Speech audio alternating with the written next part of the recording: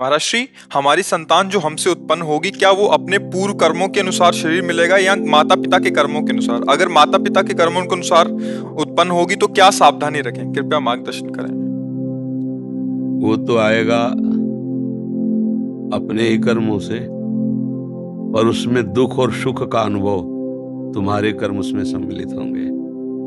अगर आपने पूर्व में जो जीव पुत्र रूप में आ रहा है उसके साथ अभद्र कर्म किए हैं, तो आकर के जीवन भर आपको जलाएगा, आपको दुख देगा। और आपने भद्र माने मंगलमय कर्म किए हैं तो जीव पुत्र बन के आएगा, तुम्हें सुख प्रदान करेगा।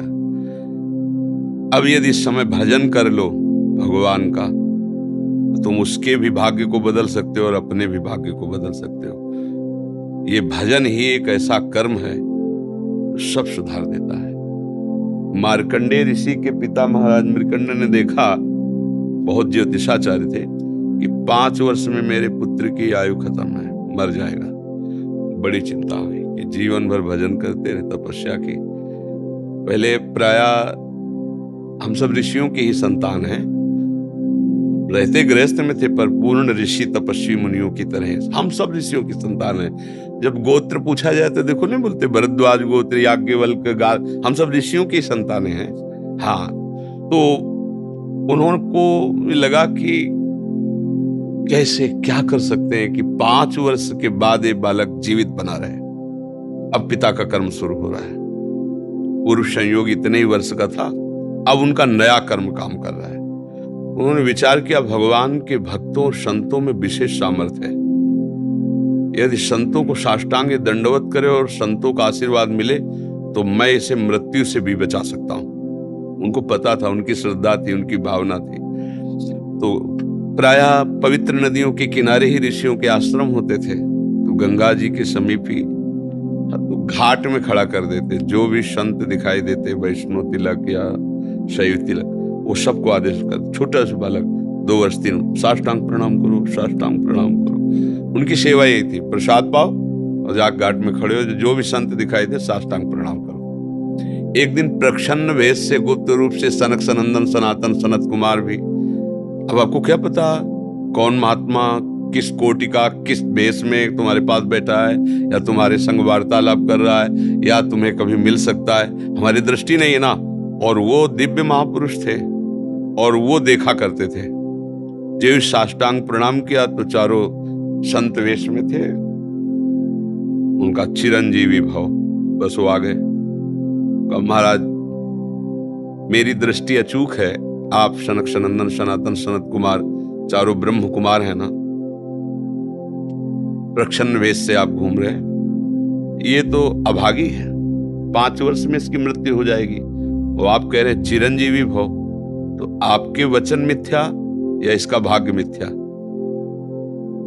इसी बात में बैठे थे कि कोई ना कोई महापुरुष जब फंसेगा तो ये भाग्य को मिटा सकता है, साधारण थोड़ी मिटा पाता है, महापुरुष ही मिटा पाता है, उसमें सामर्थ्य होती है।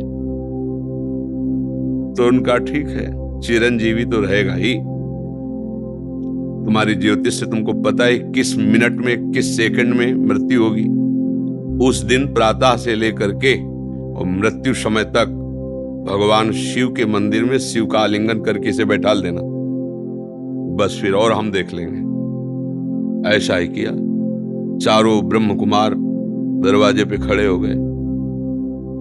तो ऐसे पुरुषों के पास यमदूत नहीं आते, साक्षात धर्मराज आते हैं। धर्मराज ने देखा सनक सनंदन सनातन सनत कुमार, तो उनका इस जीव का समय हो रहा है, आप आदेश करें तो मैं इसे ले जाऊं। बोले मैंने तो चिरंजीवी भव कहा है। बोले ब्रह्मा के आप पुत्र हैं, ब्रह्मा के द्वारा ही विधान किया जाता है। तो इतनी वार्ता हो ही रही थी कि भगवान शंकर प्रकट हो गए। उनका कि कुछ बदलना नहीं है, 5 वर्ष की आयु ना, 5 वर्ष मेरी आयु के 5 वर्ष रहे। भगवान ब्रह्मा जी एक सुई लेकर के ऐसे कमल में छेदे थे, आका 1 वर्ष हो जाता है।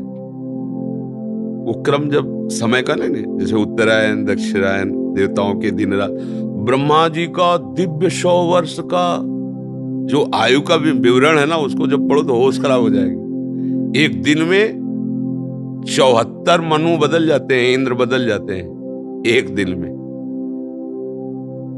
और भगवान का समय, वो जो ब्रह्मा जी का समय, निमेष, पलक झपकना, इतने ब्रह्मा की पूरी आयु हो गई। 5 वर्ष उनके, आज तक मार्कंडेय जी जीवित है, उनको चिरंजीवी ऋषि कहा गया है मार्कंडेय जी का।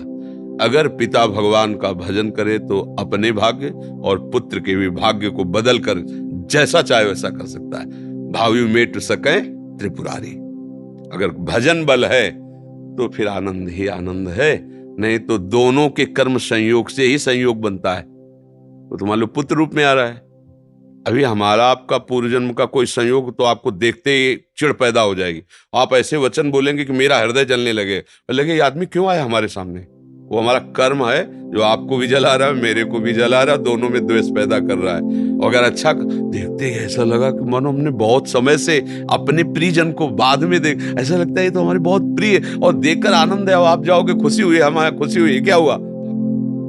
कर्म ही सबको दुख सुख देता है और कुछ नहीं। अगर कर्म को कोई मिटा सकता है तो भगवान का भजन मिटा सकता है दूसरा नहीं। खूब प्रभु का आश्रय लेकर के उनकी लीला गायन करो, नाम जप करो, सब ठीक हो जाएगा। और गर्भस्थ शिशु को भगवत चर्चा सुनानी चाहिए, उससे प्रभाव पड़ता है। जैसे माँ गर्भवती है तो चाहिए कि स्वयं स्वाध्याय करे, या फिर परिवार के जन कथा कह रहे हो चुपचाप शांति से बैठ के सुने और नाम जप करे, तो गर्भस्थ शिशु पर उसका प्रभाव पड़ता है। जैसे प्रहलाद जी जब कयाधु जी के गर्भ में थे तो नारद जी अपने आश्रम में लेकर के उनको भी भगवत चर्चा भक्ति का उपदेश किया। तो ऐसे महान भागवत 5 वर्ष में विश्व विजेता हिरण्यकश्यप को परास्त कर दिया।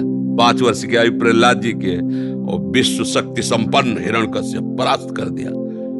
अभिमन्यु जी गर्भ में ही थे, चक्रव्यूह का वेदन की क्रिया बताई तो 6 द्वार वेदने की क्रिया तक वो जगती रही, 7वें विश्व हो गई। तो फिर वो मतलब गर्भस्थ शिशु पर बाहरी चर्चा का प्रभाव पड़ता है, बाहरी आचरण का प्रभाव पड़ता है। यदि हम नाम कीर्तन, भगवत चर्चा, भगवत कथा वार्ता, तो उसमें भक्ति का अंकुरण हो जाएगा। गर्भस्थ शिशु में उसका प्रभाव